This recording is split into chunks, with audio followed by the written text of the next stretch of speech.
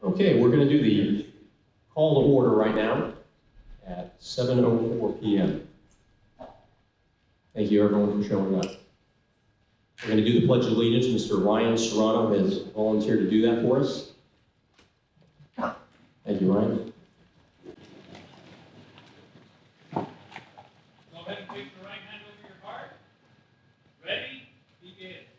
I pledge allegiance to the flag of the United States of America and to the republic for which it stands, one nation, under God, indivisible, with liberty and justice for all.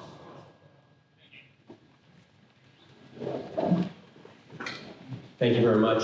Before we get started, I just would like everyone to be encouraged to, if you're not already a member, to join. It's a $200, it's a life member, and yearly is $40. And if you'd like to do that, Adriana Quinones, our board member, has volunteered to take your information and get you signed up. Thank you. Next up would be our roll call. That goes to our secretary, Randy Black. Good evening. Good evening. So let's do roll call and start with myself here. Phyllis Rokas. Present. Julie Tan. I believe she's on vacation, so absent, excused. John Ford. Here. Andrea Gordon. Here. Cindy Green. Here. Jerry Kleinfeld is on vacation holiday, I believe, so absent, excused. Jeffrey Lynn. Scott Martin. Present. Adriana Quinones. And Stephen Wu.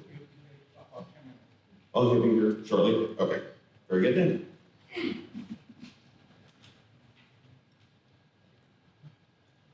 Okay, thank you, Randy. I appreciate it. Next up would be approval of our September general meeting, membership meeting minutes. Can I get a motion to approve those from one of our board members? Adriana? Thank you. A second. Andrea Gordon, thank you. Next would be our treasurer's report. We are going to just review it. Our treasurer is out on vacation. We have it up there. I don't believe there's anything. Oh, we can handle that first? Yeah. Thank you. Yeah, Julie asked me to cover this.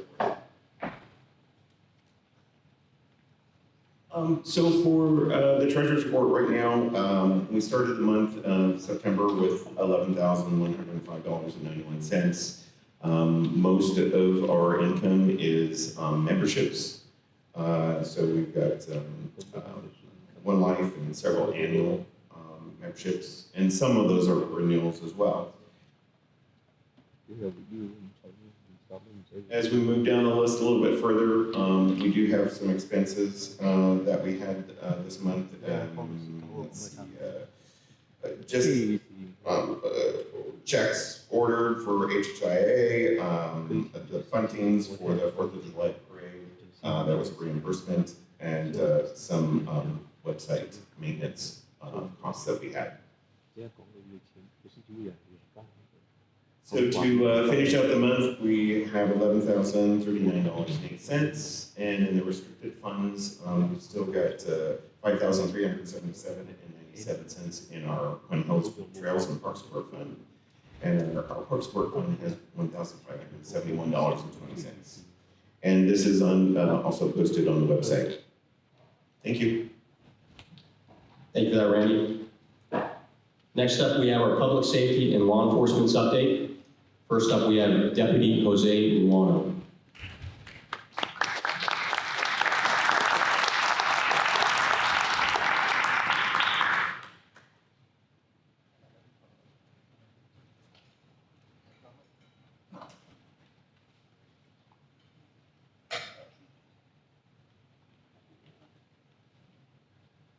Good evening, everyone. First off, I'm going to start off with our crime statistics for the month of September. I'm going to go over crimes against people. So I'm going to start with assaults. We've had 6 assaults for the month of September compared to 3 assaults last year at this time. Overall for the year, we've had 56 assaults compared to 65 for the year. That's down 14%. Robberies for the month of September, for this year, we're at 2 compared to 0 at this time last September. Overall, we're at 24 robberies compared to 11 in 2022, and that's up 118%. Burglaries, that's general speaking, so we're talking about businesses as well as residential. That's at 8 burglaries for September this year compared to 20 last year at this time. Year to date, we're at 135 burglaries compared to 147 in 2022, and that's down 8%. Residential burglaries, we're at 3 residential burglaries for September compared to 8 burglaries in September of last year. Overall, 74 burglaries compared to 63 last year at this time, and that's up 17%. Other thefts, that's at 33 for September this year compared to 31 last year at this time. For the year, we're at 362 thefts compared to 326 in 2022. That's at 11% up from last year. Auto thefts, stolen vehicles, that's at 21 for this month. I'm sorry, for September 2023 compared to 12 last year in September. And that's 140 for the year compared to 90 last year at this time. And that's at 55% up. So overall, Hacienda Heights crime rate's up 12% compared to 2022. You know, just so you know, at the bottom, our station numbers down there, my desk number is there as well. And then also, I get a lot of calls about parking enforcement stuff. I know during COVID, we weren't really enforcing much, so parking enforcement numbers there as well. Feel free to contact them or email them. You can always email me and I'll be able to forward it to them. I always get a lot of concerns or, you know, just they ask about follow-up in regards to vehicles. And if you want to just email me as well or call me, and I'll be able to assist with that. Just want to let you know, I know one of the big concerns right now that we're having is residential burglaries. I think we've always had, you know, Hacienda Heights has always kind of been an issue or concern with that. And another thing is obviously when you elevate that to a home invasion. I just did a neighborhood watch group a couple weeks ago and on Colegio Drive, well attended and obviously concerned because they had just been, residential burglary had occurred there a couple weeks prior to that. And the resident was at home when this happened. So, you know, he was, you know, I went to the meeting, actually, you know, Supervisor Solis's field deputy actually went to the meeting also, which was very, you know, positive in the sense that they're able to hear the concerns also that we're getting with the community, and you know, they were able to help, hopefully address, you know, these concerns that we have in the community. So they've been active in regards to that and attending these meetings with me that I've been doing. My main goal, I think, as a team leader for the Hacienda Heights area is to educate you guys and let you guys know who your representatives are or what concerns you guys have, and kind of, if I don't have that answer, direct you to the right person, and then work together as a team. So I know one of the main things we have right now is homeless. Burglaries are a big thing, and you know, end of the day, you know, we can't do everything together. I mean, by myself. So I need the help of the residents as well as, you know, the leaders in the community. And you know, I think I try to do the best job that I can with that. And by doing these meetings, I think they're very important. I've been here 7 years now, and you know, a lot of you know that I've done. I would say I'm close to about 100 meetings for the 7 years that I've been here, and a lot of it is just kind of letting you guys know who's who, like who you can go to for certain things. Like we have an encampment on Hidden and Garo, and you know, that's kind of one thing that's actually not the county, that's the state. So with the assistance of Cal Miller's here at our Chilena's office, you know, I forward those emails and we kind of work together to work on stuff like that. Now, just working with community members, and now build a relationship with Caltrans to kind of, you know, I'm not saying the problem solved because it's not. Sometimes it just goes from Hidden and Garo now to into Stamets Park. But, you know, it's building that communication and with Caltrans and with community and with everyone to work together. And now, you know, if we've had some ladders up there that were destroyed, that were behind the walls of the residents. You know, now that I have that contact with Caltrans, I could focus on that issue. It sounds like it's easy, but it could be difficult because Caltrans has a big property overseas, but once you build that relationship, they've been able to clean that up. I know they had a fire back there not too long ago, a couple of days ago, and, just coordinating and dealing with the residents. And, I feel you, and, we're doing our best with everything that's going on, but these meetings are very, I feel they're very powerful because a lot of times you don't even know your own neighbors, and you've been there for 20, 30 years. And now you're able to kind of get a little bit of trust and just build that communication. For example, at this meeting, now they're able to coordinate who has cameras where, and now if something did happen, now they could call that person that's at the corner, and they know that they have great cameras that they could, assist in the investigation to see where we can, hopefully solve some suspects leaving the vicinity. But, just wanted to relay that in regards to everything that's going on right now in the community. I hear the concerns, I get the emails, and I really want to just address that, it's not going unnoticed and unheard. In regards to other things that have happened, last month we had a deputy-involved shooting. We had a murder. It was over there off of Don Haven, where, a son stabbed his father, who succumbed to his injuries, passed away. Now, we had to deal with the threat, which the son with a knife attacked one of our deputies, and then we had an officer-involved shooting, which ended, with the suspect, passing away as well. So, just wanted to give a brief statement in regards to that and what happened in that situation. Another thing is this past Friday we had, it was all over the news with the threats in Israel, and or we had those threats here in the community. And obviously we were in high alert in regards to patrolling critical facilities.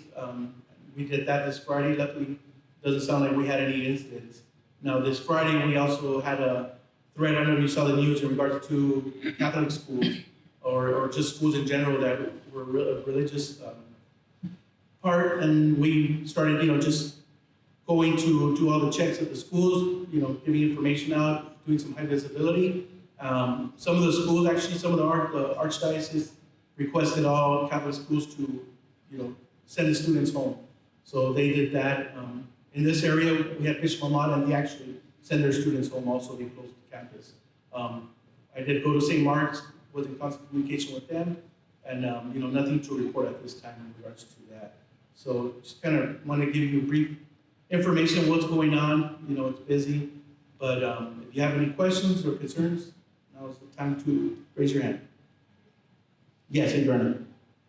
First of all, I want to say thank you for an outstanding job that you do.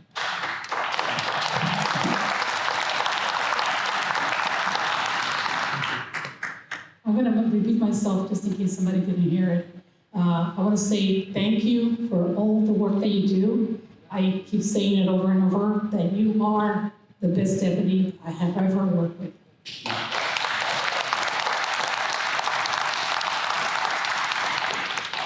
I know that some of us have been working close to you in reference to Cardillo? Cardillo, yeah, Cardillo? the short-term rental. Yes, and I wanted to ask the community to support us on that. There's going to be a proposed ordinance before the Board of Supervisors. We're going to need your help by emails, phone calls, and letters. We want to make sure that there's an ordinance in place so that folks like the residents on that street are going through it. You may want to talk about what they're going through so that our community is aware. Yeah, so as you know, that we have some issues, I think just San Gabriel Valley in regards to short-term rentals, aka Airbnbs.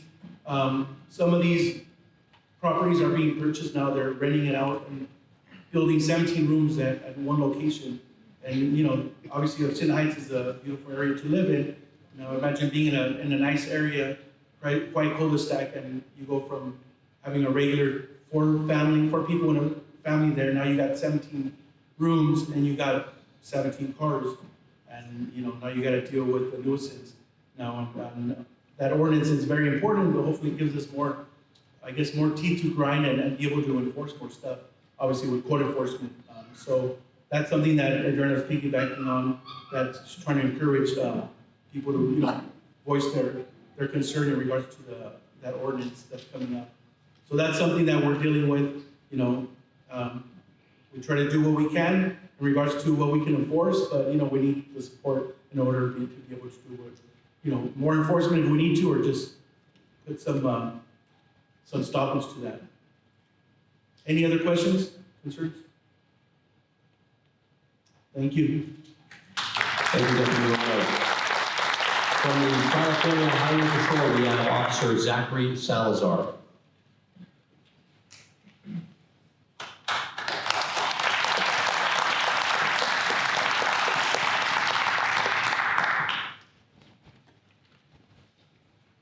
Good evening, everyone.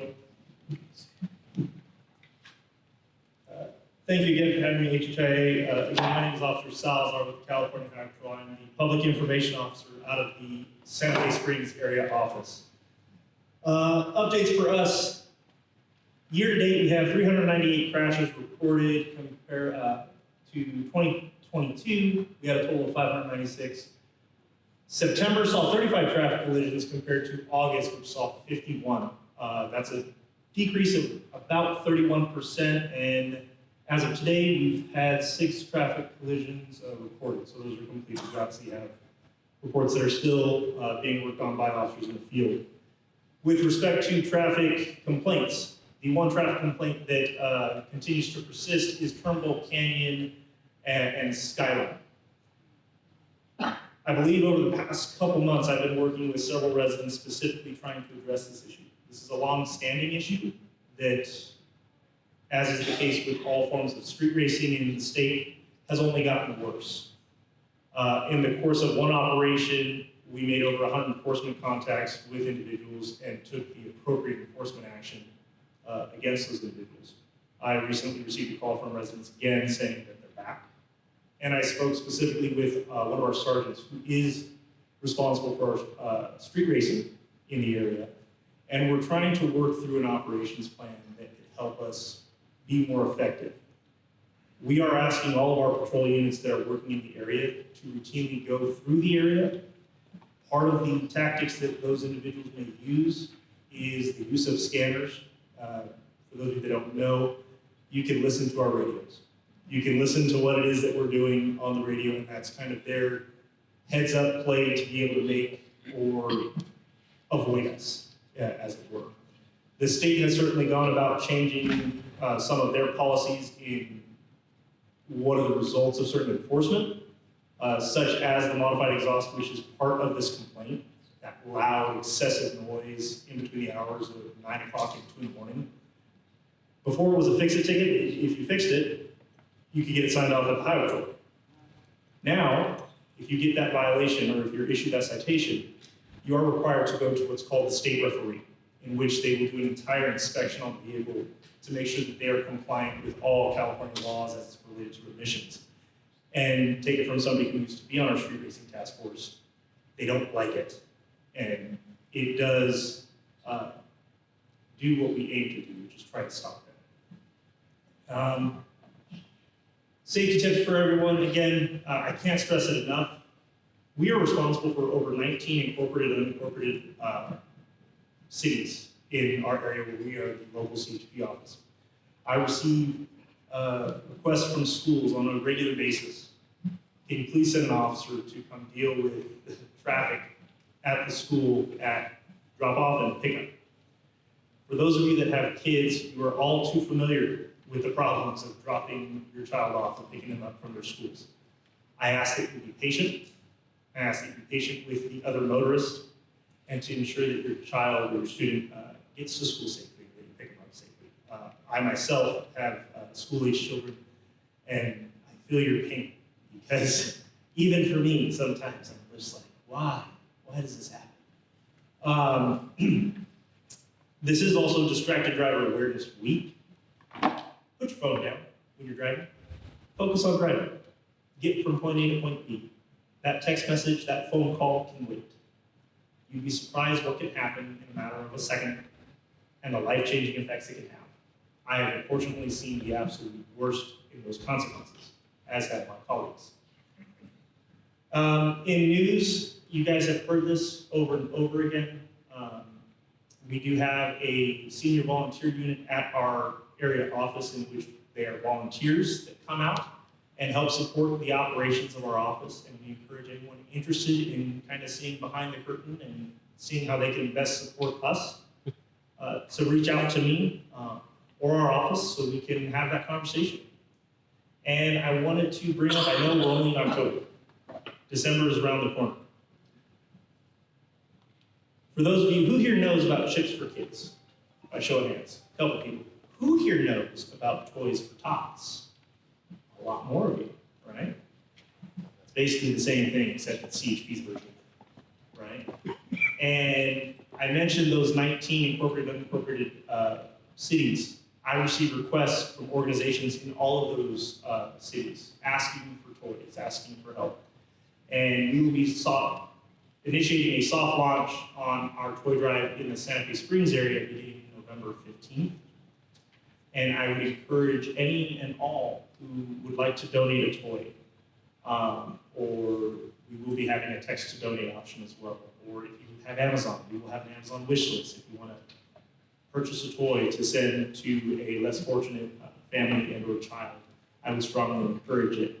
And then on December 16th, this is something that I want everybody to hear, we will be having what's called Operation Jingle All the Way. It is our toy giveaway that takes place at our area office. Last year, we gave out over 1,200 toys to 600 plus participants. We fed them a hot meal. They got to take a picture with Santa, among other things, and some raffles and whatnot, or giveaways, I should say. We will be doing the same, except more this year. And I would encourage all to attend, as it is a community event. It will be at our office in the city of Santa Fe Springs. And I don't want to give anything away, but it would be well worth your visit for some of the fun that we will be having as a community. Red Ribbon Week is in 2 weeks. So if you know of a school in the area that may want the participation or involvement of CHP on campus during that week, please reach out to myself, or again, reach out to our office, and let's see if we can be on campus. I'm a firm believer in our students need to see us. We need to be a part of their lives at an early age so that they understand that we are here as a resource and we're here to help them, just like we are here to help you guys. So, other than that, that's all I really have. I don't want to take up any more of your time. Does anybody have any questions for me? Fantastic. Thank you so much. Thank you, Officer Salazar. We have public input for anyone that may be new here. We have forms on the table over there if you have any public input requests. We do have one here from Diane in regards to homelessness.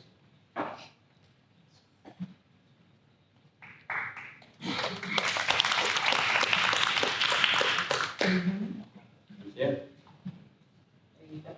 Hi, I'm Mrs. Ortega. I've lived in Hacienda Heights for 38 years. And there's been a lot of changes through the years, and homelessness, it's not just here, Hacienda Heights. But it's gotten really, really close. We're all sitting in here now, but we all can get up and take a walk right outside. And they have now taken residence on this, like on the grounds here. I did call Industry Station, not to complain, but to get information in regards to the homeless program. I'm not familiar with it. I know it exists. We've dealt with it with the Motel 6. Is there anyone here who could answer questions if I have any? No. Okay. I spoke with a gentleman here at the community center and needed some answers in regards to what is being done to relocate the individuals that have taken up residence on this piece of property. It is a public community facility.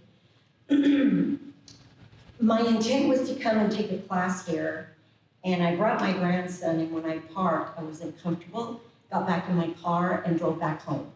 Now, I did speak with the Navarrete deputy, very nice young man. Maybe somebody here, the deputies here, can answer my questions. He gave me information in regards to a 72-hour eviction or removal that they can be presented with. I understand that the director here and the people who work here are frustrated, just like the rest of us are.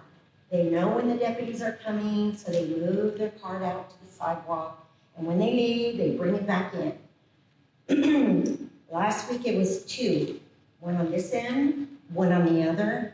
Now there are 3, 2 on this end and 1 this end, and during the day, a woman with her belongings. Now I was told that because their personal belongings, they couldn't do anything, but not true.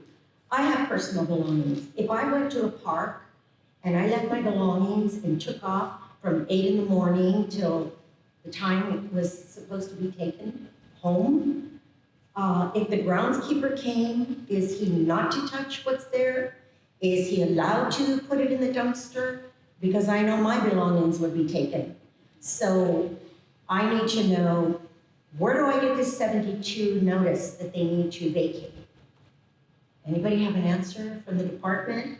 I know you're back there, and maybe somebody can help me, because I'll be the first one to sign it. Where do I go? Where do I get it? And I'm very concerned about the fact that I know that the Motel 6 is closed. They're gonna renovate it to make it a permanent residential. And, well, that's just another story. If there's no one here for the homeless program, I don't know where else to go. I'm not comfortable, I'm not anti-homeless, but God knows, taxpayers have fed this program, this state, millions of dollars for homelessness. And I don't know, are they paid employees for the homeless program? Volunteers? Because if they're getting paid, I want a job. I want some of that money so that I can be able to say, okay, you, and you, this is where we go. So that's my concern. And again, at the end, let's all take a walk right outside, and you'll know what I'm talking about. I thank you very much. Thank you.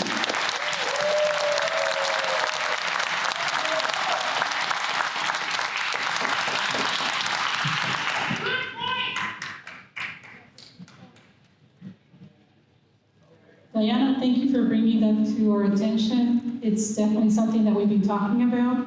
What I would recommend to our president is that perhaps he can ask a representative from LACSA to come and do a presentation, and also somebody from Parks Enforcement to also talk about that. So hopefully the next meeting you can get your answers.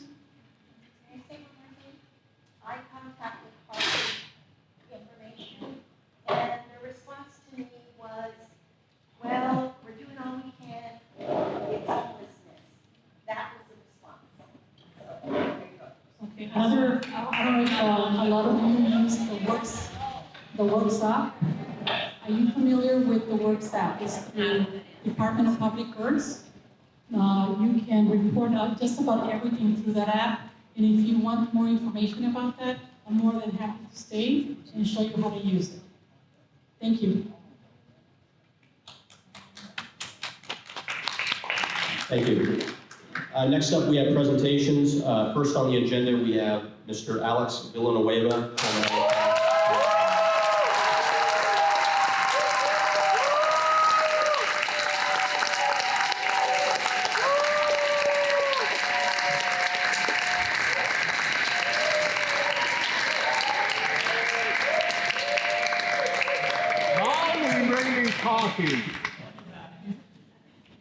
Well, good evening, everyone. I want to thank the Improvement Association for the opportunity to speak regarding homelessness and crime. And the two issues are intertwined very seriously in a way that's, I won't use the word hopelessly, but they are intimately intertwined the two. And we got to take a stroll down memory lane and walk ourselves back a bit to see how these two crises unfolded and where were the inception of them. We got to go back to 1967. Does someone in the audience know what happened in 1967?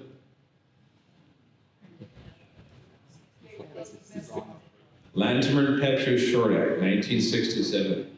Governor Reagan signed it into law, Republican governor, but it was a Democratic legislature that actually approved the legislation. So it was kind of a bipartisan effort back in 1967. The theory was good at the time. It sounded good because a lot of concerns about abuse that was occurring in mental health institutions. And everybody thought, well, anything's got to be better than that, so let's just get rid of all of it. But there's a theme there that gave birth to a lot of problems later on that we're seeing manifested today. That idea that let's get rid of the problem and then we'll figure out the solution. We keep repeating that. Let's get rid of it and we'll figure out a solution. Let's get rid of Men's Central Jail and then we'll figure out a solution. It's the same thing. Let's get rid of the California Youth Authority and we'll figure out a solution. Let's get rid of juvenile halls and we'll figure out a solution. Let's get rid of probation department and we'll figure out a solution. They never figure out the solutions. So what we need to do is get the solution first, small scale, make sure it's up and running, and we know we have a safe solution to go to, then we power down the big thing. That's the right way to do things, and that is the history of the failed government in California and the county of Los Angeles right there in a nutshell. Everything is, let's go to what sounds good, feel good moment, and we'll get rid of it, but we never have the solution. So we're stuck in the middle of nowhere. So when we close the mental health institutions without the hoopla, we're going to build community-based alternatives, which were never built. Skid Row existed in 1967, but it was mostly flop houses for an occasional drift, and it was pretty small in scale. But from that point forward, it blossomed and got bigger and bigger and bigger. But it was still contained within roughly a 6-block radius, around 6th and San Pedro was the nucleus of it. Something happened. Remember I said they're intertwined, homelessness and crime. 2014, something else happened. What happened in 2014? Any volunteers? That's when Proposition 47 was passed by the voters. And Prop 47 had two main drives. Again, there was a belief that the criminal justice system was harming communities of color, and it was harming people who were being criminalized for substance abuse. So again, what was the theory? Let's get rid of it and we'll figure it out later. Well, the figure out later part has cost thousands of lives. Why? Just on the drug side of it, remember this. Prior to Prop 47, the possession of any narcotic, be it heroin, cocaine, the methamphetamines, PCP, all these different things, was a felony. So if a cop busted someone with a drug, it was a felony, they went to jail, and guess what? Automatically, they were off the drug. And they wanted to avoid that felony conviction, so they're more than happy to go to drug treatment. And all the drug treatment centers were running at 100% capacity. And inmates in the county jail were fighting to have a chance to go to drug treatment. Prop 47 changed that whole equation. Now people laugh and just consume drugs right in front of cops and say, what are you going to do? And there is no incentive anymore to get people into drug treatment. In fact, a lot of drug treatment centers went out of business for lack of patients. So whoever came up with the idea that Prop 47 somehow was going to save people's lives, it had the exact opposite effect. It has killed thousands upon thousands of people that could have been saved had they been arrested, in jail, cleaned up, and into a halfway house, avoid the felony conviction, and they would have moved on with their lives. And there's plenty of people today can attest to that prior to Prop 47. Okay, now, what we know today on the homeless front, again, they're intertwined, crime and homelessness. 70% of the homeless population is suffering either mental illness, substance abuse, or a combination of the both. And by remaining homeless on the streets, those problems actually are exacerbated, they're accelerated. It's estimated that you'll lose 30 years life expectancy by living on the streets, 30 years. And today, between 5 and 6 people are scraped off the streets dead by the coroner's office like clockwork every single day. And they die mainly from overdose, fentanyl, probably 2/3 plus is that, or a medical condition that was not treated, that could have been treated. For example, diabetes type A, if you don't take insulin, you're pretty much going to be dead in a few weeks. That's what happens. And some people are so mentally ill that they will not seek care for themselves. They might develop gangrene, an open sore, and that gangrene ultimately eats the entire body. That's one of the bodies they pick up off the street every day. So people who are advocating for the status quo are turning a blind eye to the suffering of their fellow human being. They're dying on the street like clockwork. So anybody that says, oh, don't do this, don't do that, because you're decriminalizing, that's the favorite line. You're criminalizing homelessness. No, we're trying to save lives, bottom line. So remember, that was 2014. Then something happened in 2016. What happened in 2016 was Senate Bill 1380, authored by then State Senator Holly Mitchell. And Senate Bill 1380 made California a housing first state, which meant that the main impetus, the drive for everything that had to do with homeless in the state of California had to be a housing first agenda. Build it and we're gonna cure the homeless, which is an utter fantasy.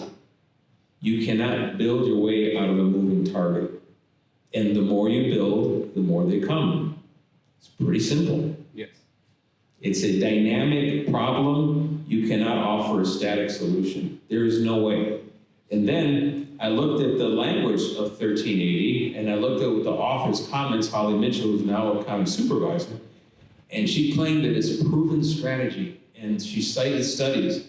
And I looked at what those studies were. They referred to veterans who had been in intensive wraparound services, left the services, got rehoused within a year, and they showed an improved permanent stay in housing. Okay, that's great for the East Coast with cheap housing and a veteran population. How applicable is that to the most expensive real estate market with the fairest weather? None whatsoever. So the whole drive about this housing first has been pretending that it's a proven strategy. It is not a proven strategy. Then they say it's evidence-based.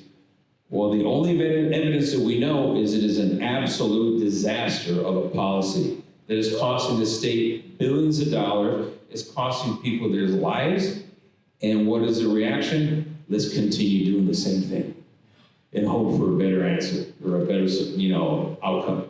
It's not gonna happen. So that was 2016, when we went to 1380. And along the way, May of last year, 2022, the County of LA made a motion, and it was voted on and was approved by the Board of Supervisors to create the County of LA as a housing first county to belong with the states, housing first state. Now you can see where we're going. From 2011 to 2021, that 10-year period, the County of LA spent $6.5 billion on homeless initiative in 10 years. The homeless population grew from 39,000 to over 80,000 in the same time span. It more than doubled, and we spent $6.5 billion. What on earth are we doing? Wrong approach. Now let's dial back to 2014, on the other half of Prop 47. It decriminalized a lot of things that used to be felonies. For example, petty theft with a prior became a felony, and you went to jail for a felony. Now that became misdemeanor. Burglary. Certain burglaries are now misdemeanors. We went from $400 or more was a felony, now we bumped it up to $950, a felony. Who was the co-author of Prop 47? Gentleman by the name of George Gascon. I was working as patrol as a watch commander when Prop 47 happened. We had our doubts, and it proved to be true. It did increase property crimes. But the double impact of Prop 47 didn't become realized until progressive district attorneys started not prosecuting misdemeanor crimes. Then that had the double whammy effect. And that's what you're seeing today with the smash and grabs. And the smash and grabs get all the attention and all the video feeds that you're seeing, and everyone shares them around, and everyone is outraged. But that's not the biggest problem. The biggest problem is the person who goes in every hour of the day, all day long, in all the mom and pop stores and supermarkets. They gather $949 and they walk out laughing. That is what's closing down your businesses. That's why you see a lot of shutter businesses. You go out on East LA on Whittier Boulevard, from Ford Atlantic to the Commerce Center, more than half of all the businesses are shuttered. Why? Because they're all mom and pop businesses that could not keep up with the retail theft. Just put them out of business. That is a consequence of Prop 47. Killing the mentally ill, the ones who are suffering from substance abuse on one side, and on the other side, on the property side, again, they're intertwined. Because a lot of the homeless are engaged in property crime theft to sustain their livelihood. Then the other question is, where are they coming from? The majority are not from here. When I went to Venice Beach, at the request of so many people who are asking me, please do something, because their entire livelihood is being threatened by the homeless encampments in Venice. There was about 210, 212 homeless tents. We surveyed each and every one. We found 23 states were represented on the Strand. 23 states. People are coming here to California to be homeless. That's why LA County is the nation's homeless capital. And if you compare us to third world countries, we're actually almost the global capital of homelessness, which is a frightening outcome. That's the reality we have to deal with. And I'll tell you what,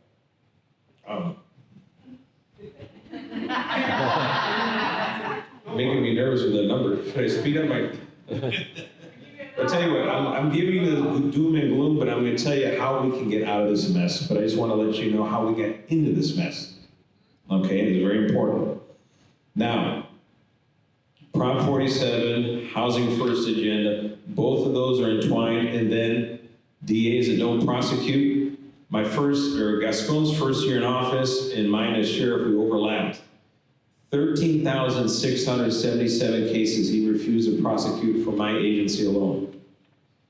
Those are cases, crime committed, we have a victim, lost property or bleeding victim, we have a suspect, we have witnesses, we have evidence, we did the whole 9 yards, handed over, he said, never mind. There is a criminal community working in LA County and across the state.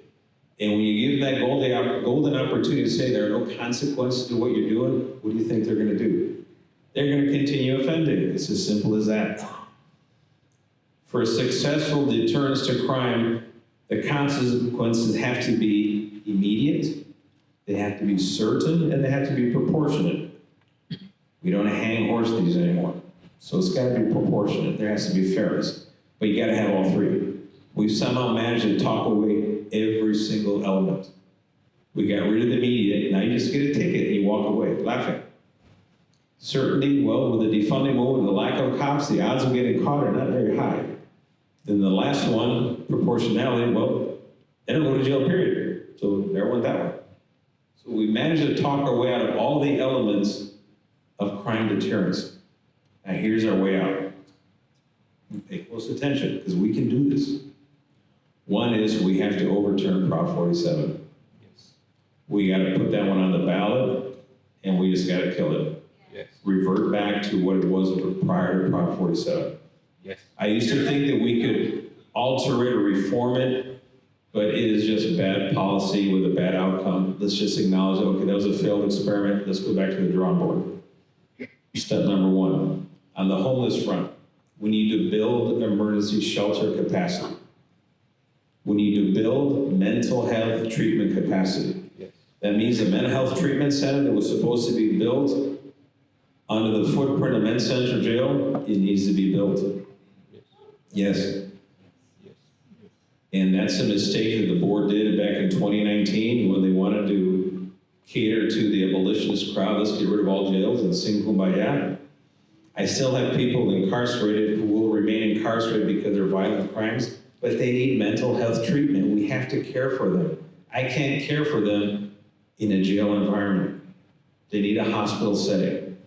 That's what the mental health treatment center represents. That's what they killed. We need to go back to it. And we're gonna pay a dear price for failing to do it the first time, but let's do it right the second time. So we gotta build mental health treatment capacity. We have to build substance abuse capacity, which means we need those beds again. That we can send inmates to, we can send people voluntarily to be treated for their substance abuse. So there's 3 things we gotta build. Mental health capacity, substance abuse capacity, and emergency shelter. Yes. Notice nowhere did I say let's build permanent supportive housing. Yes. That is a nonsense.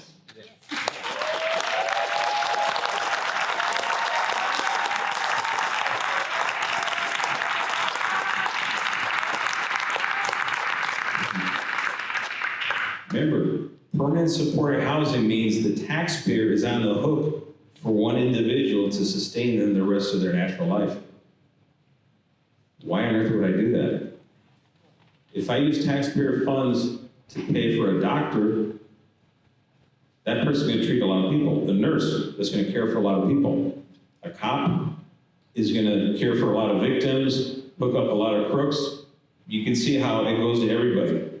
But if I spend $800,000 on one permanent supportive housing unit overlooking the beach in Venice, that only helps one person.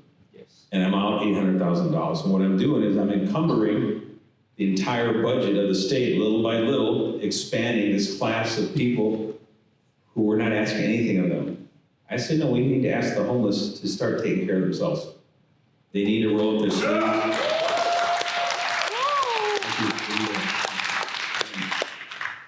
So from here, those are the 3 things we need to do, and we can actually achieve both things.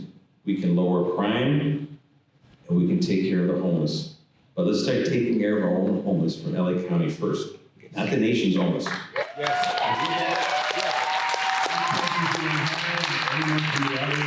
more than happy to take it.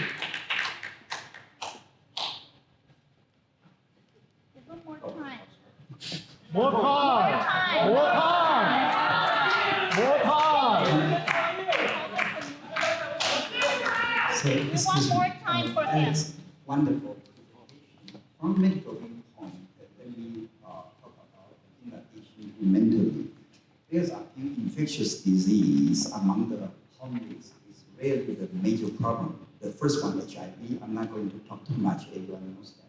Number 2, actually, you guys may not know, is hepatitis C. Hep C is infectious disease is among the needle, share the needle with the blood, okay? And in the past, before 6 years ago, there was almost no treatment. The treatment is so expensive. And then we spend so much time for the medical to develop the treatment. Initially, it was $125,000 per person for treatment to cure the patient. And after that, in the past 3 years, the price down to the $26,000. Think about this. We can cure almost 99% of the patient. However, frustrated for medical personnel, like I'm the gastroenterologist, the hepatologist, I treat the patient, cure them. And because in the 10 years, they are going to get liver cirrhosis, liver cancer. And I treat them and cure them. Very unfortunately, they get reinfected because share the needle. So that's the key point. How can we save life? It's so difficult to save a life. But if you don't do it right, it's going to be the problem. That's from the medical viewpoint. For the homeless, how can we help them? That's the key point. And the medically, that's also very important. Let us, everyone understand how much money in the liver cirrhosis, one patient, to save them, you need to spend $500,000 until they die. We don't want that. So that's very important. Thank you. We've got the typhus and bubonic plague now. Diseases of the Middle Ages have made a comeback in LA County because of the deplorable conditions on the street. Thank you.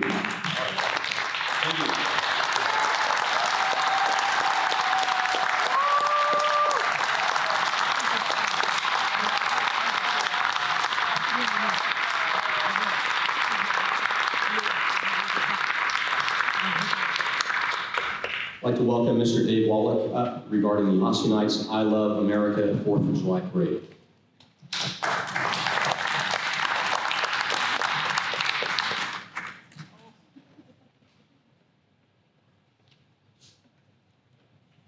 Good evening.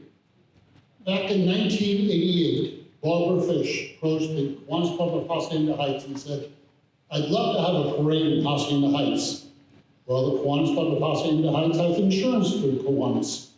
So they spun a parade in 1988. In 1988 started a tradition that has now finished its 36th year of having a parade. Back in 1988, that committee consisted of Nancy Abbott, Gene Baca, Jim Baker, Keith Cooper, Tom Driscoll, Steve Feld, Barbara Fish, Chuck Foster, Doug Fratt, Charlie Huff, John Hurley, Ken Kim, John Kramer, Candy Larson, Bill Lynch, Tom Rathman, Mike Soffarelli, Bud Welch, and Judy Willett. A lot of prominent names in the city of Hacienda Heights. And we've continued to have that parade. It's been a community parade, never for profit. It's always been a community parade. This past year, the 36th year, it has become a financial burden in having the parade. There have been issues with insurance. The Kiwanis Club of Hacienda Heights can no longer sponsor the 4th of July parade. I've been involved in the parade since 2000. Of those 23 years, I've been the chairman 17 years. I'm stepping down. And a number of others that have been on the committee are stepping down. And I'm coming before you to find out, does the community still want a 4th of July parade?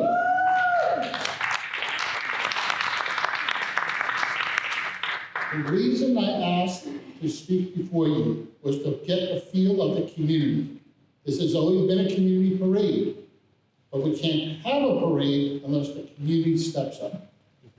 In January, we're going to have a meeting to determine, are we going to continue with the Hacienda Heights I Love America 4th of July parade?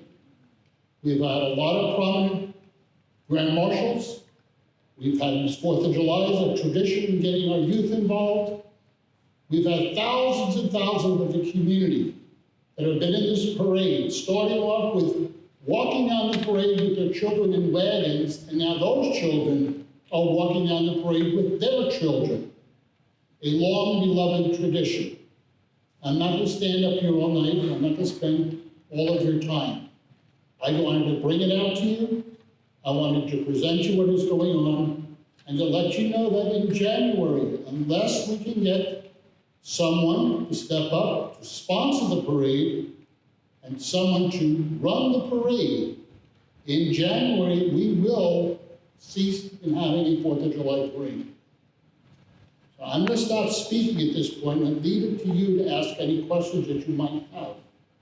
Because that was the reason I asked, is to be able to present to you what is going on. I didn't want anybody to be shocked to say, what happened? Yes? Yes, I'd like to know, to sponsor, what is the cost and what is the price and the budget that you would need to put on the parade, please? The opportunity to sponsor the parade is an organization that carries insurance. That has been the issue. The Kiwanis Club of Hacienda Heights has insurance through Kiwanis International. They have changed their avenues of what will be covered by their insurance. So the club can no longer sponsor the parade. So some organization that has the insurance would be the sponsor of the parade. Then they can determine and get a committee together to run the parade. So that is the big issue. Yes? Can it be purchased by an individual?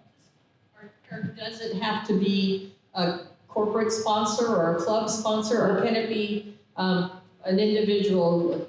I don't know how much that would cost, but let's say they say it's going to cost $10,000 to, I don't know what you've paid in the past to put this together, and somebody donated $10,000 for that insurance policy. I'm just trying to get a feel for numbers.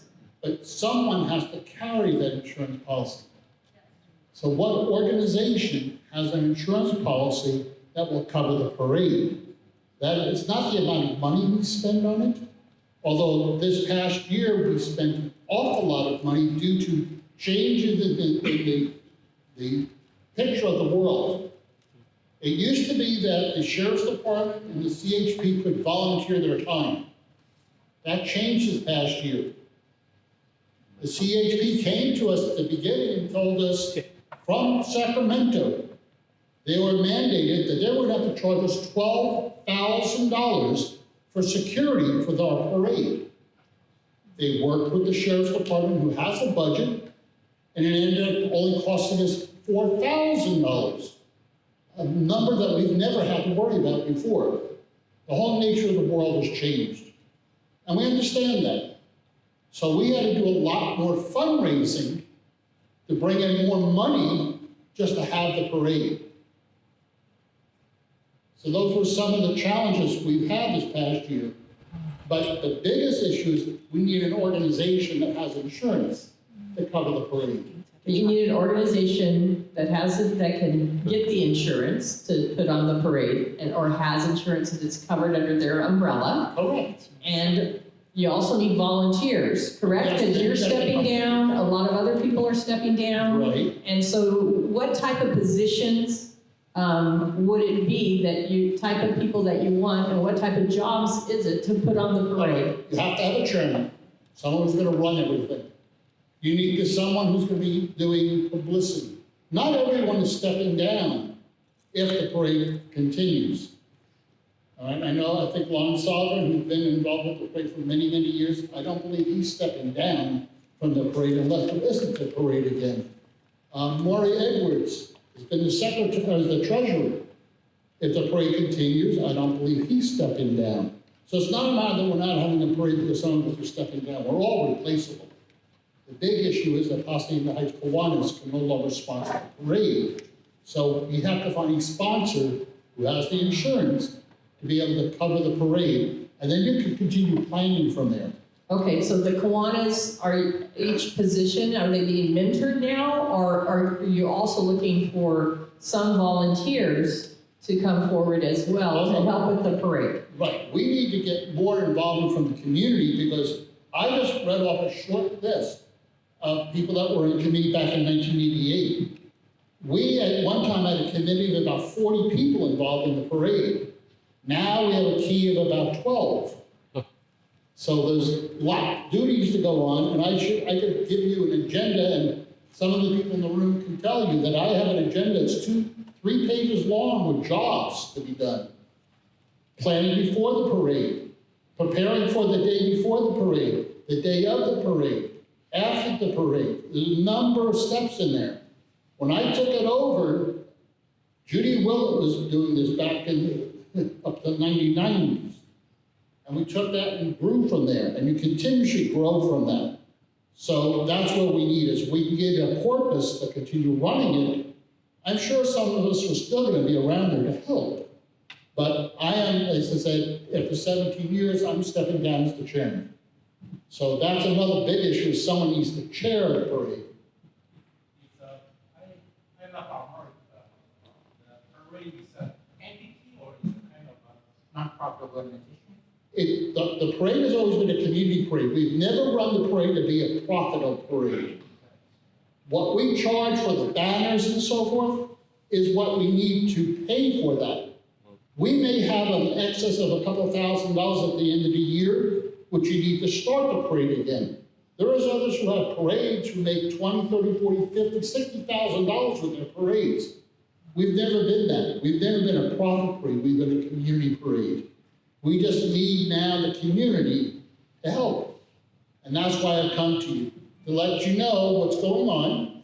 And if you truly want to have the parade to continue, we need you to help. And as I said, we'll hold a meeting in January, and we hold it at Casablancas to let people know what is the decision. Because if we decide that there is no longer a parade, there are funds that are still in the parade committee that now be distributed back into the community. The community put that money there, the community's gonna get that money right back again. So, as I said, Okay, so are the Kiwanis or is the umbrella of the parade already a nonprofit or a 501c3 corporation in that sense where we might be able to get another nonprofit to do something like that? of course, Kiwanis, our Kiwanis Club of Hacienda Heights is a 501c3 also. But the entity, when they first came to us in '88, we weren't a 501c3, but we had the insurance from Kiwanis International, which allowed us to cover the parade. That has ceased. So now the Kiwanis Club can no longer sponsor the parade because they do not have the insurance to cover it. And the simple entity is, we have a lot of autos in the parade, a lot of antiques. Well, if something happens, they're gonna sue the parade committee, right? Well, if there's no insurance, bye-bye, everybody. Right? So that's the whole purpose, is we've got to make sure we're covered to do the parade. Okay, community, a lot of us are open to good ideas as well. Why we and ask the word support? So. They moved to Hacienda Heights, Excuse me, Motel sir? 6. I'm sorry, sir? I said, why we ask WORK, W-O-R-K, a nonprofit organization, they moved to, in charge of the hotel, Motel 6, Hacienda Heights. They move over here, bring all these homeless here, why don't support the parade? Well, I mean, okay, we can come up with ideas, so write them That's down, my your idea. suggestions and ideas, and I think those are things, if individuals want to talk about certain things Yeah, after that's the the meeting, idea. or to send information, that would be great. What a wonderful should ask the presentation, and WORK, thank you for what allowing they hear. us to No, look at thank it. you, thank you. And if HHIA could have a representative, like we do already, at the meeting in January, just to kind of give us an idea of where we're headed. I appreciate your time.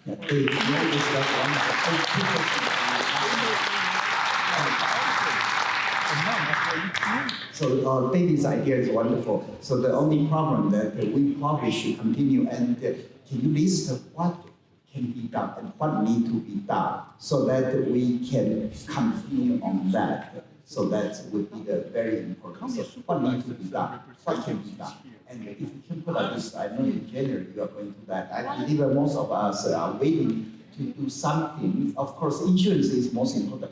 What can we do to At help out? this point, what I would ask, if it's with permission of HHIA, do you have a list of people here tonight? Do you have a sign or anything like that? Well, sir, here's my recommendation. You have a representative from Hilda Solis's office. Yes. Also from Mr. Archuleta's office. If they can send the homeless here, why can't they help sponsor your?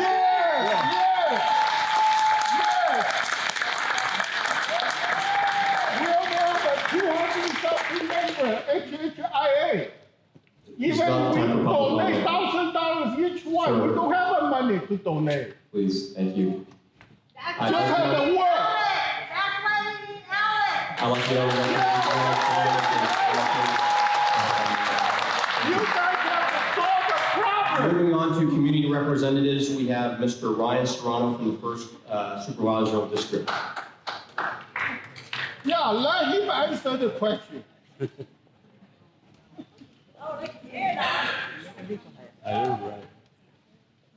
Just solve some problem.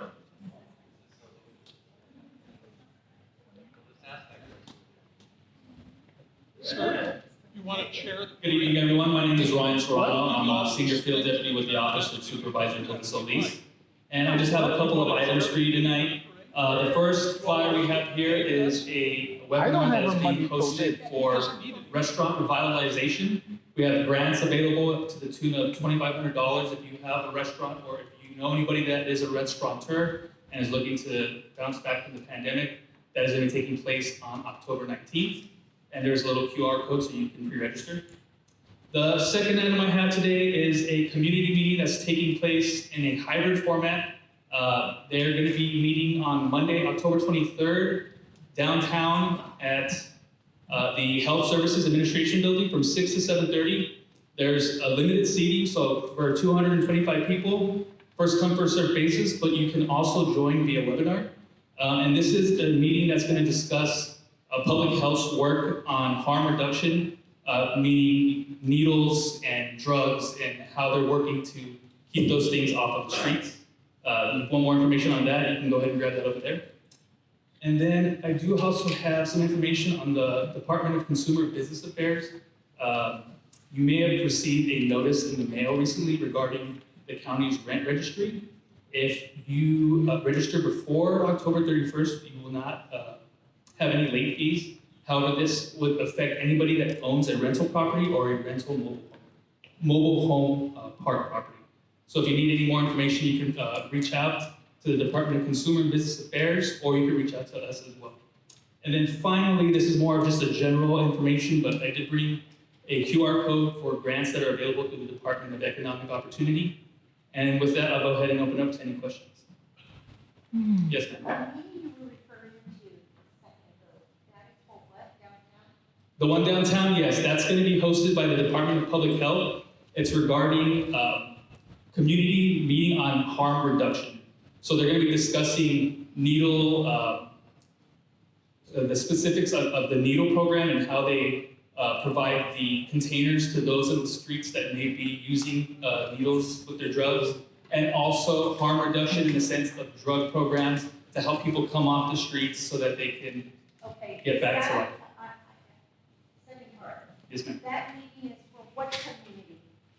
For the county at large. So that it's a hybrid meeting. There's enough space for 250 in person, but there is also a link on the flyer so you can join virtually. I know it's quite a difficult task to get downtown, especially during traffic and rush hour. So why isn't your office So we are also working on having a meeting out here. This is the first meeting that they're having, and we're just giving the information to let folks know. I've already asked the Supervisor's health deputy if he can start arranging plans to have a meeting in person here. Right. Excuse me, if you have a question, if you could please present in front of the mic. We have cameras here, and I want to make sure. Real quick, can you please answer? Can you do it in front of the mic? For Mr. Wallach about sponsorship of the 4th of July parade? Yes.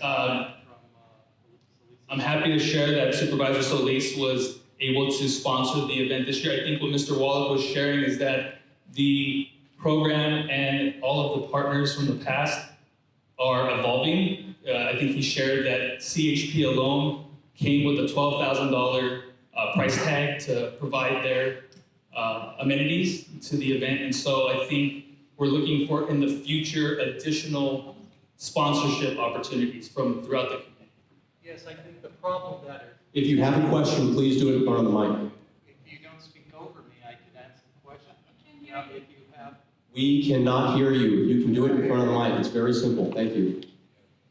what he's looking for is an entity that can sponsor the insurance. Now, Hilda Solis, being our supervisor, should be able to perform this. So this is a liability concern that has been shared with Mr. Wallach. Dave, am I Just do it in front of the mic. Everyone wants to hear what you're saying. Am I correct, Dave? Is that what you're looking for? Somebody who can help sponsor the liability insurance. Without that, it dies. Doesn't matter about the volunteers, doesn't matter about anything else. What it matters is that he needs a sponsorship. Now, under the supervisor, they can provide this. And what can you do to help? In the past, we've had other supervisors who's helped us here. Yes, so we've been more than happy to help facilitate meetings and the like through the Parks Core and Community Partnership Program. However, I do not believe we are allowed to provide the liability insurance on that. Why For the actual parade that they, I can get that answer for you. I don't have the answer currently at this moment, but I'd be more than happy to follow up. Thank you. And just one quick clarification. Hilda assisted us, but she did not sponsor the parade. She was able to offset some of the cost for us, but she did not sponsor the parade. And I want you to understand that. This was not sponsored by Hilda Solis. This was sponsored by the Kiwanis Club of Hacienda Heights and put on by the community of Hacienda Heights. I appreciate what Hilda Solis did for us in offsetting some of the cost of some of the items that traditionally have been offset by prior supervisors and coming through with that. But I please do not say that Hilda Solis sponsored the parade, because she did not. The community sponsored the parade. You don't understand, right? Yes, ma'am. You were You talking can't about answer the the Grants question. Economic You don't Opportunity, understand. which is a wonderful program. I do know that there's an office that is in East LA, East LA Entrepreneur Center. Is there one close to Hacienda Heights? Yes, that would be the AJCC Center in the city of Pomona. Okay, but there's nothing closer than Pomona, something like El Monte or even La Fuente? So you can also access resources in South El Monte, where the San Gabriel Valley Service Center is, which is actually where our office is located. Can you speak about that program? Because from what my research on that program is a wonderful program, and there's a lot of people that would benefit from that. Can you expand on that? please? Sure, most definitely. So I think Adriana is speaking to the grants that are still available for businesses on the green page.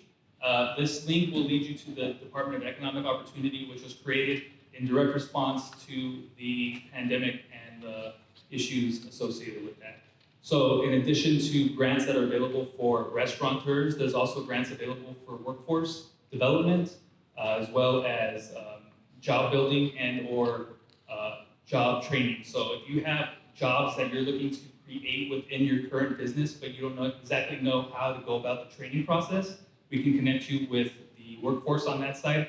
If you are looking to just come back from the pandemic and you don't have the access to the masks or hand sanitizer or all the other PPE to keep your employees safe, we can help you with access to that. There's a litany of different resources available. I strongly urge you guys to scan that QR code and take a look. But if there's any additional questions, do feel free to reach out. One more question.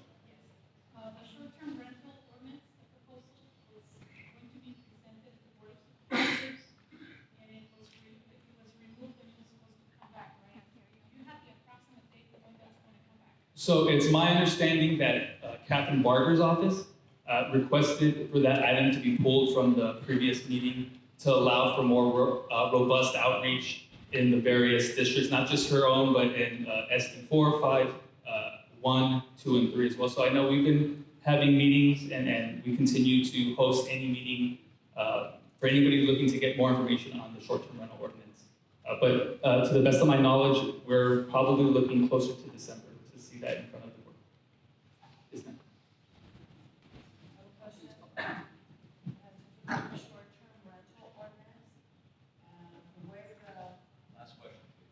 The way the rental ordinance was written, the way I understood it, is that you'd have to rent out your place for you have to rent it out for less than 3 months and occupy it for 9 months in order to qualify under that part of the ordinance.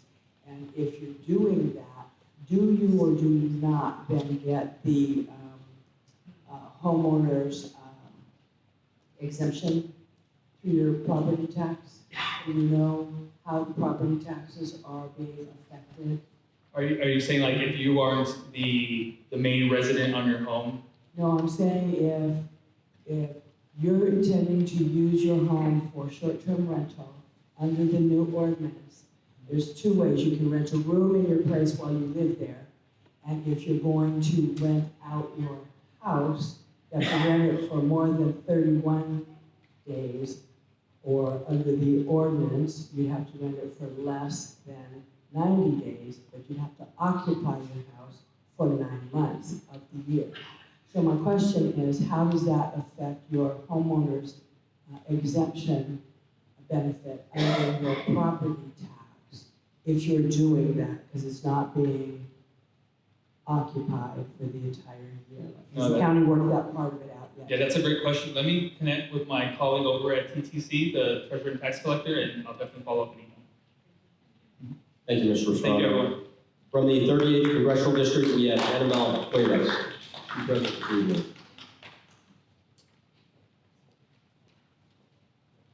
Moving on from the 30th State Senate District, we have Mr. Kyle Miller.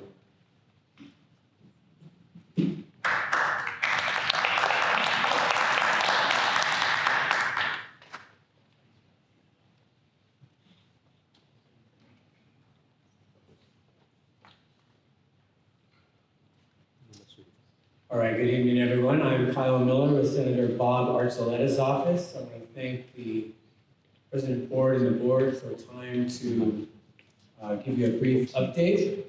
And before I start, I wanted to, Deputy Ruano gave me some credit for working with him with some issues in Hacienda Heights and actually Rolling Heights as well. And we do connect him with Caltrans, which is a state agency, but I wanted to give my credit to Ryan Serrano, who we also work together with, and he does a lot of the heavy lifting in terms of encampments and damages to unincorporated areas. And when it's on Caltrans property, we get involved in. Does a lot of good work in that area, so I want to make sure he gets credit too. So the legislative session has ended, and all the members are back in the district, including the senator. And so I wanted to give you a brief update on the budget.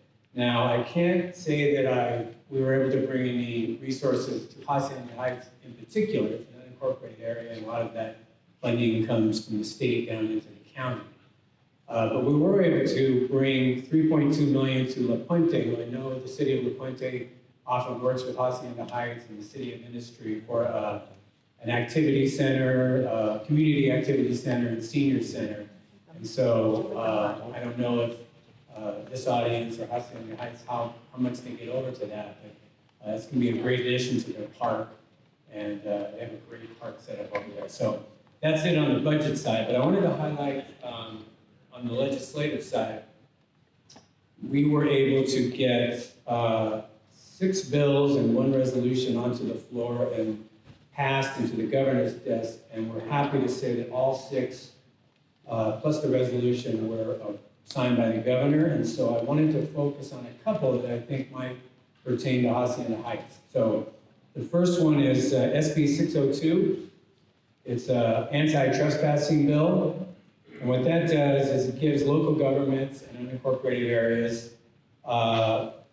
more tools to prevent graffiti and squatting by individuals on vacant properties, residential and commercial.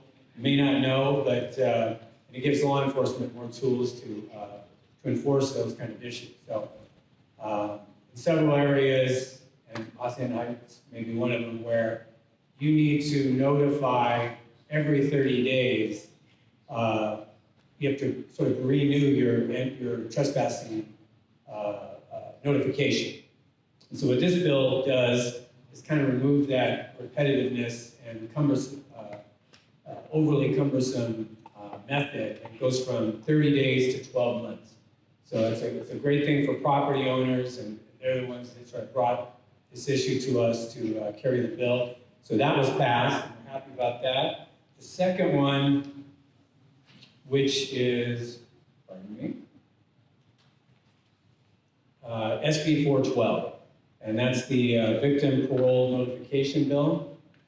There was an error, I don't know if it's unintended, I assume it was, that direct victims of crime got a 30-day notice when the perpetrator was due to be released on parole. For some reason, lesser crimes, lesser than murder, and indirect victims were only given 15 days notice. We're working on getting the whole thing longer, but this bill is, it brings up those standards to indirect victims and all those lesser crimes to 30 days. So that's something that was brought to us, and we're happy that got passed. And then the last one is SCR 21, known as ARCHES. That was a resolution that requested or got approval to consider hydrogen as a viable energy source along with all the other energy sources that we use. And it's the first step in expanding all the different types of fuels that we can use. And this is, as you may know, clean hydrogen is a very clean resource, but it needs to be promoted. And I'm happy to say that passed. And then just recently, the senator is chair of the Select Committee on Hydrogen and Energy.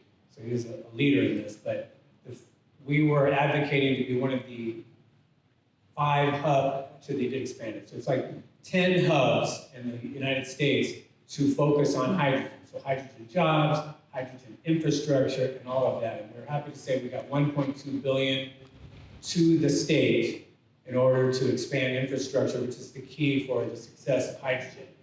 And the reason I'm telling you that is that a lot of that money and the main focus to begin with is going to be hydrogen fuel cell trucks. And we're right by the 60, and I do hear from constituents a lot about the traffic on the 60, the contaminants coming off the 60. And so I feel like this is a giant step forward for our state and for this region in particular, for reducing our dependency on oil and gas and then reducing contaminating trucks on our freeways. So that's just a brief sort of outline of the things we passed. I'd like to open it up for questions if anybody has any regarding our legislation or anything in the region. Thank you for coming up to the mic. Thank you for showing up. I want to thank the group. I live in Whittier, and we don't have any leadership like this or any groups like this to open up to have elected officials come. So I appreciate you opening up the doors, letting neighbors come in. So my question to you is, the first thing you talked about was trespassing and graffiti or vandalism. Well, And squatting, yeah. Well, nobody's going to jail. They're all being cited in the least or 0 bail. So how does that affect anything if I go and I tag and then my sheriffs who do a great job show up and cite me, and then I wait for the sheriff to leave and I just come right back and tag it all up again? How does that legislation really help? My second question is... Well, let me answer that first one first. Okay. So it's mainly a property rights bill. I did mention tagging, but the main thrust of it is people trespassing, it's literally a trespassing bill, and squatting on the property. And without, there was a, with a 30-day notice, they can sort of work the system, if you will, and be in there and not be able to come out. So by extending that, it gives the law enforcement the tools they need, or additional tools, to keep trespassing and squatting from happening on commercial and residential property. So it's more directed towards squatting, not necessarily trespassing. Because my definition of trespassing is if I own a strip mall and have a homeless person, which Whittier has a lot of, and so does Hacienda Heights, and they come and they show up, technically they're trespassing, but they're not squatting because they're not living there. So this is more if someone actually takes shelter inside of a property, whether it be private property or residence, and we have a problem getting evicted. That's the aspect that you're talking about? It's a property rights bill, and it's trespassing, and I think we're talking about semantics, but going into a vacant building, that was another focus of the bill, not an active building. And I'm no expert on every law that there is, but what I'm telling you is that there was an issue with commercial property owners, sometimes vacant, sometimes not, or temporarily vacant, and these things were happening. So it is trespassing. I understand what you're saying about that could be considered trespassing as well, and squatting, and it's kind of written in a way to deal with those and other issues. Now, there may be particular laws that may come into play regionally right here, but this was a state bill written to address that issue. Okay, thank you for your answer on that. My second question, what can we do from Mr. Archuleta's office to help keep this parade going, since we kind of got dodged from Ms. Solis's representative? What can you do? Because we don't have parades in Lee. So I have to come over the hill to Hacienda Heights to actually see a parade, and I would hate for that parade to go away, especially when this gentleman in the Kiwanis Club and even the citizens of Hacienda Heights have done such a great job of holding on to it. So what type of money or what type of help can Mr. Archuleta's office provide this gentleman? Not to disagree with you, but there is a very nice Christmas parade in Whittier that I would recommend you check out. I have Okay? gone to that, sir, and trust me. No, it's a nothing meeting, but compared I'm to that talking. gentleman's parade. Yes, he said it was All within a minute, that's what I'm saying. So, yeah, we are aware of that. It's actually, we're in that parade, we participate, and we're aware of the problem. It's also happening in Rowland Heights. So we're sort of working on both of those concurrently.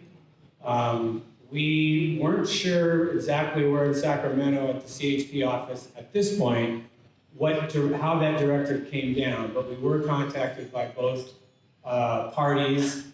So we're working on either undoing that CHP directive. We weren't able to do it in time for the upcoming buckboard parade at Rowland Heights, but it is an ongoing issue. I would say that we would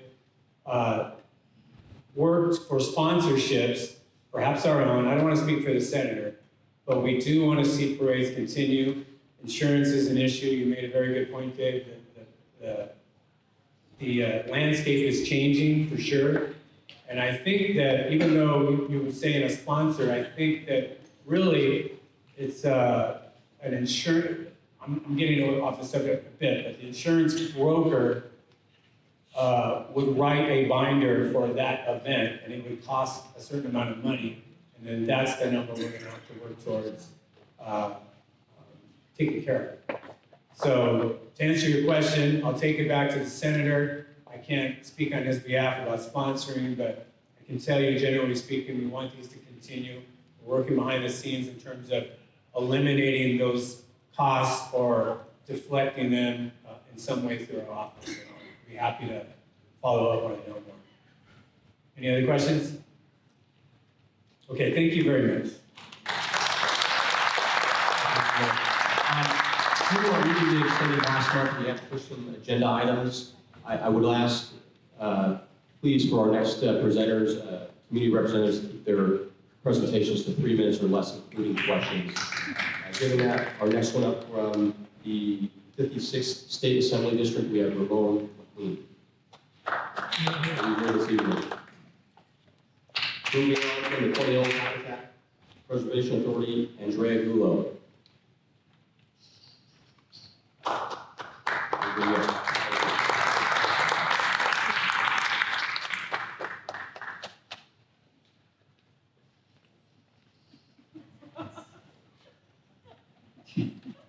Hi, good evening. My name is Andrew Yip. I'm one of the board members of the Puente Hills Habitat Preservation Authority representing HHIA and the community of Hacienda Heights.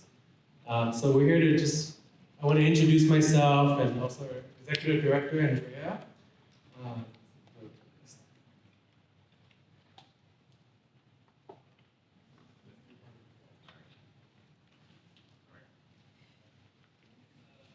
So we're the agency that manages the Puente Hills, over almost 4,000 acres up in the Puente Hills. So that comes with restoration, management, and preserving the natural landscape here in the Puente Hills. So we were created in 1994, and we provide not only recreational opportunities, but we assist with wildfire preparedness, emergency response, and other things that you've heard over the night concerning homelessness, things like that. So our primary sources of funding have been slightly declining in the past decade. A good chunk of that money came from the fees of the landfill, and that was closed over a decade ago. And so the agency has managed to invest and continue to receive funding over the years. But as you know, a lot of the things have cost more over time, including ranger services. And to maintain our services, we need a reliable, stable source of this funding.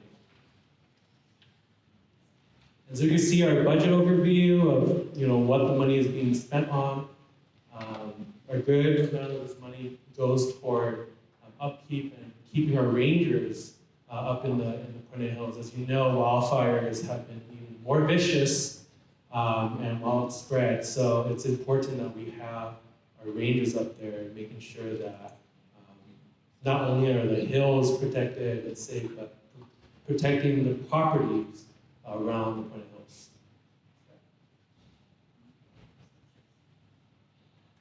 evening. I'm Andrea Gullo. Thank you, Andrew. So our park rangers, we love our park rangers. We have 3 that live in our preserve, ready to respond when there's an emergency. And they are California peace officers. They can enforce all the laws of the state. And we work closely with the sheriffs and the Whittier PD and other law enforcement agencies. So their main purpose is to keep the trails clean and safe for the community, to keep up the quality of life for Hacienda Heights and other communities. We deal with, or they deal with homelessness, and just so you know, when we do have a call for that, we cannot allow them to spend the night in the hills. You know, we can't take that risk for wildfires. So, you know, we provide them the information they need for the services that they need, and we escort them off the properties and get them to where they need to go. Of course, you know, they're trained in a lot of other things, wildfire prevention, firefighting. You know, they're very knowledgeable about the hills, and they do a lot of maintenance, graffiti, maintenance and vandalism. They take care of the dumpings, things like that. And of course, our junior ranger programs, which we brought back at limited capacity this year. Okay, so as Andrew mentioned, our funding has been declining. County of LA is our controller. But don't take the County of LA or my word or our accountant's word. We actually went out and hired an independent financial company, and they did an analysis, and they said right away that additional revenues are needed to avoid further budget cuts to things like ranger services, fire prevention, and other critical services. Of course, we've been tightening our belt for many years now. We started off with a thin budget, and now it went even thinner. But we have been, we've been lucky to get one-time funding sort grants over the years to keep us really just afloat in providing critical services. But we've eliminated further staff, other outdoor educational programming, and of course, anything that we can trim from the budget, like supplies, memberships, things like that.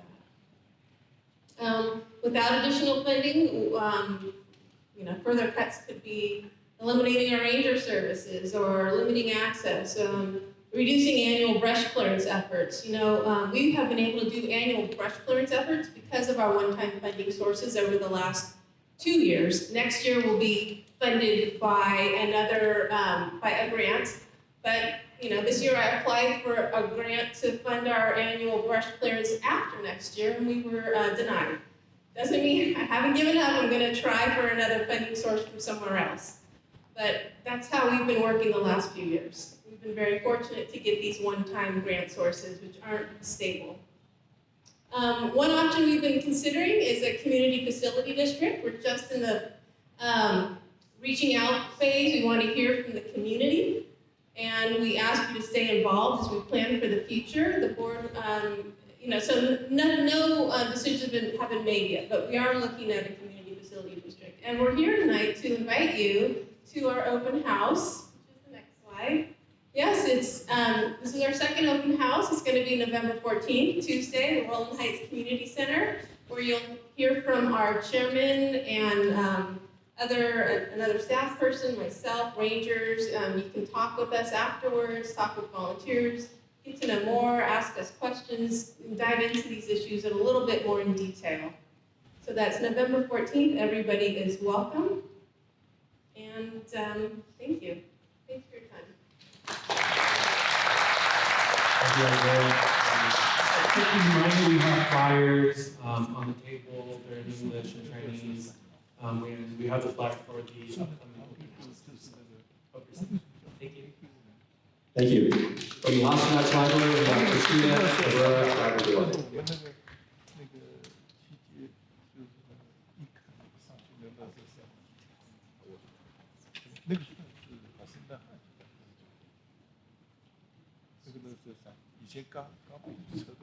Good evening, everyone.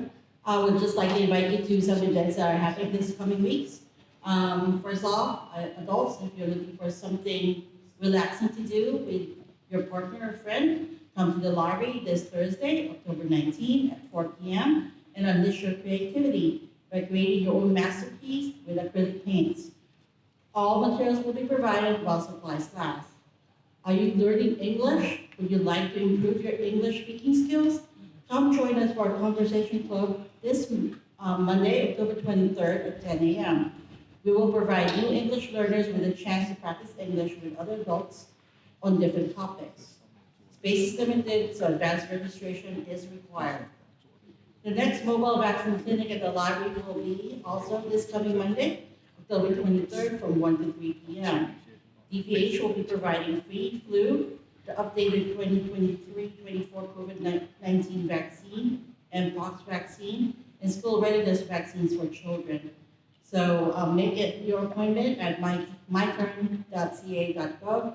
Walk-ins are welcome while supplies last.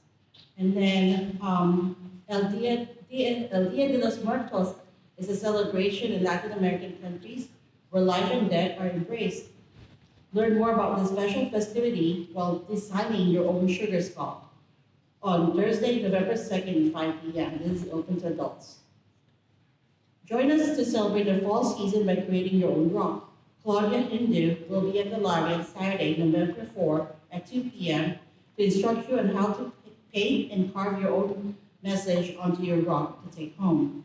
Space is limited and registration is required.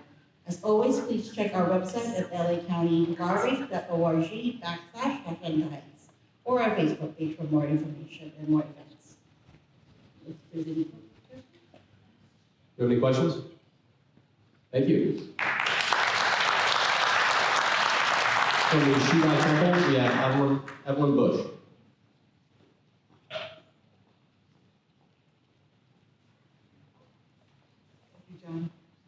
Actually, I don't have any reports to make for this month, but we just want to welcome everybody back to the temple. It's fully open. Whenever you have time, please come to the temple for a visit. Does anybody have any questions? Yes. For lunch? Yes. I think Monday to Friday is. I don't really know on weekdays. I only go on weekends it's 11:30 to 2:30, and then on weekdays it's 11:30 to 1:30. I want to say, right? Yes. Someone raise your hand. Yeah, it is open for lunch though. Yes, it is. Thank you. Anything else? No? Thank you, everyone. Thank you. From LA County Parks and Recreation, we have Mr. Michael Hamilton. Oh.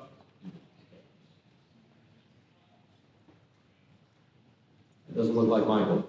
We'll take it.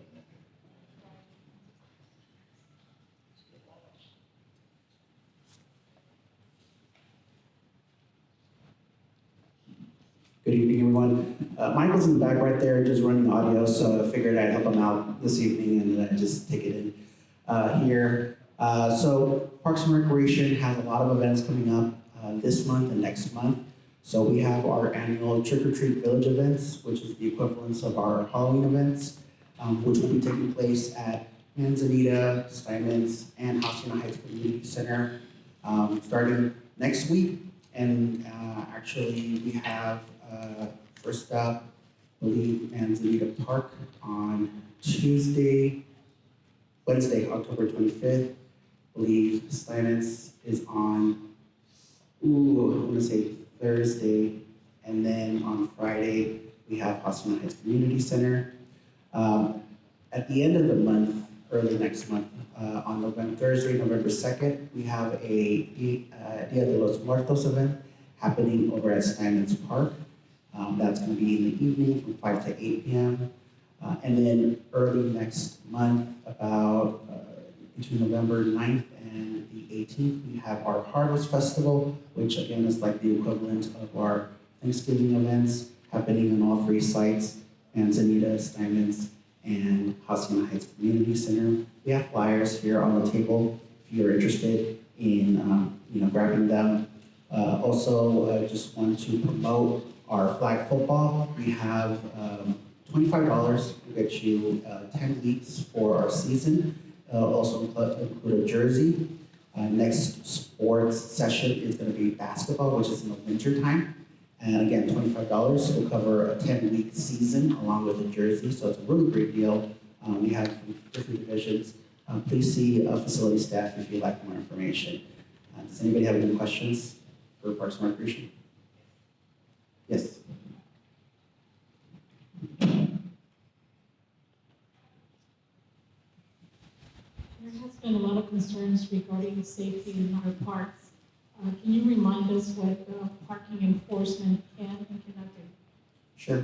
So just to note, job of Parks and Recreation is to put on recreation programming and to monitor the safety of our communities, participants in our programs, and in our staff as well. We're not superheroes, we're not trained law enforcement.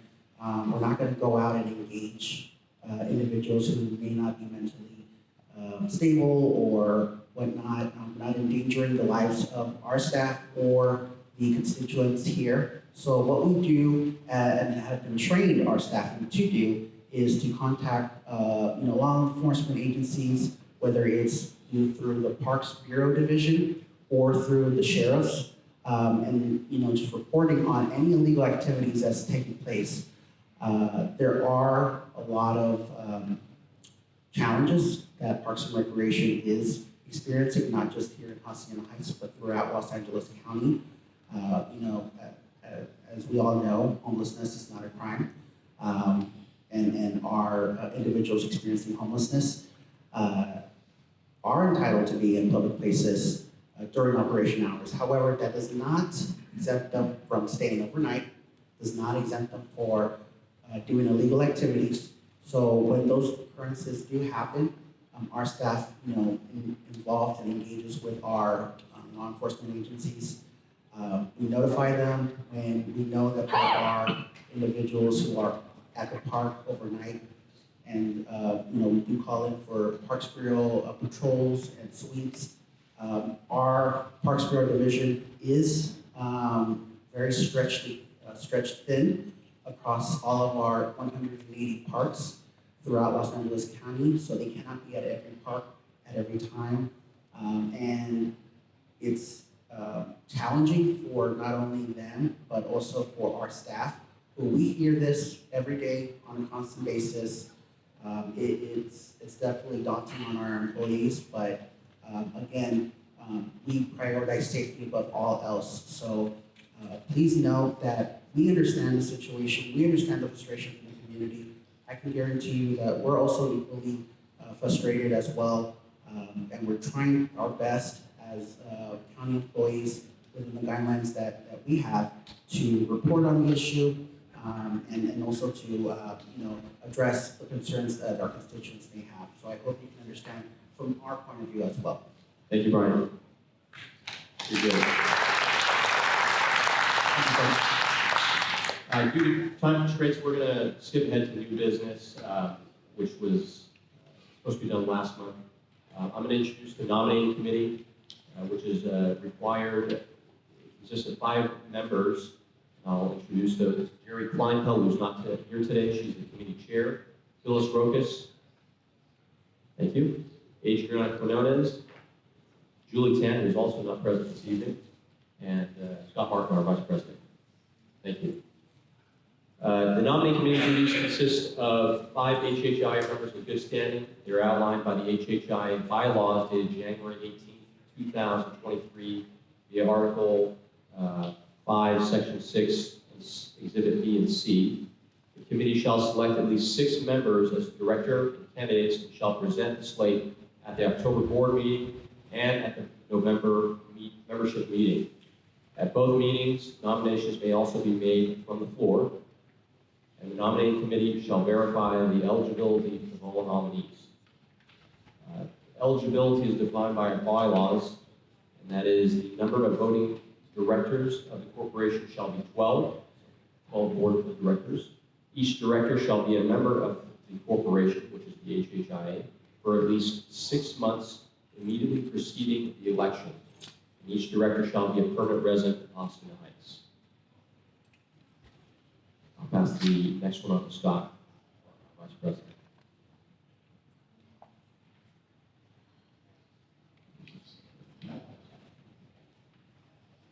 Good evening. We are going to move forward this evening with asking for nominees from the floor. John described what the qualifications are. First, I have to ask, we have 3 board members who will be going on to their next term, so we need to find out if they intend to do that. That would be Andrea Gordon. Thank you. Stephen Wu and John Ford. Okay, so those 3 names are going to be on the ballot. Now, this evening, what we do is we ask for nominations from anyone on the floor of an HHIA member in good standing. Do we have any nominations from the floor? Adriana?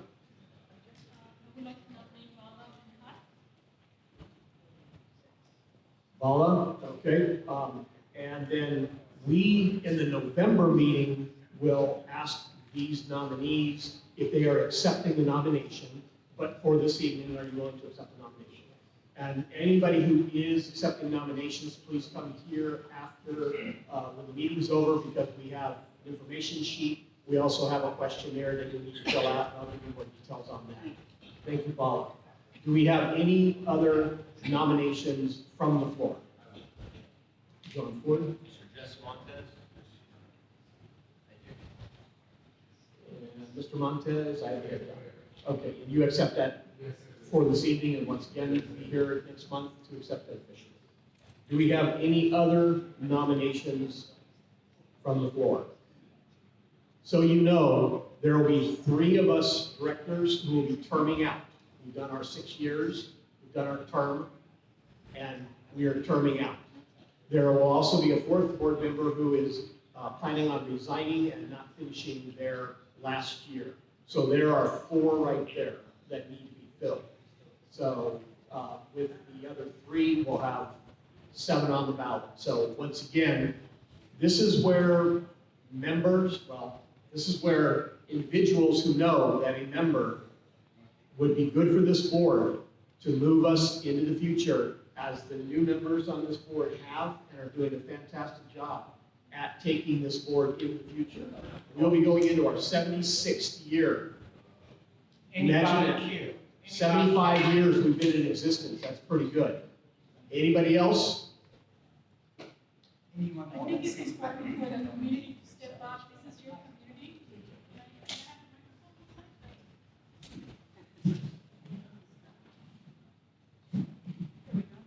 I think it's an important opportunity for someone to step up, because this is our community. This is not the board's community. This is our community.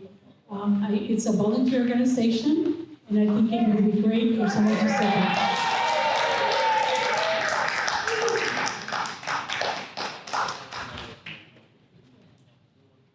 And who is nominating this young lady? Okay. Allie? Spelling again, just first name. Thank you. And then see me afterwards. All right, so we have Bala, Jess, and Oliver. And then just through the month, think about this, and in November, we'll need to get some additional names. So we will close for the nominating for today. Thank you. Thank you to our Vice President Scott Martin. Just briefly, that's all I get for a clap. Our Secretary, Randy Black, has been nice enough to go over our Treasurer's consent agenda. I believe we do have 3 items that we'll briefly go over here. Yeah, really fast. Consent items or anything that we expensed over $100. So our public storage in Mojave is $121. And our Network Solutions website had to have an upgrade to it, so that was $213.77. And we also had to increase our database size on the website, and that cost $250.71. Those are it. Can we get a motion to approve those 3 items? Thank you, Scott. Second? Cindy? Okay, thank you, Cindy. And we'll just wrap it up there at 8:54 p.m. Thank you. Oh, sure, yes, I'm sorry. I just want to make all of you aware that in January, we are going to have our annual business meeting and dinner. Okay, and this is a big event for all of our members and community as well that can come, but the members will eat for free. When we say eat for free, if you will, it is a dinner. We usually get donations from our local restaurants and community. And so we're asking people who have relationships with some of the different restaurants. We do have the flyers and forms and things like this that we can give them, and in-kind donation sheets as well. And any other talents or abilities you may have in helping this board as well. If you are gifted in music, or maybe dance, or maybe some other things, we want to have some entertainment as well. It's a formal meeting, outgoing presentations will be made.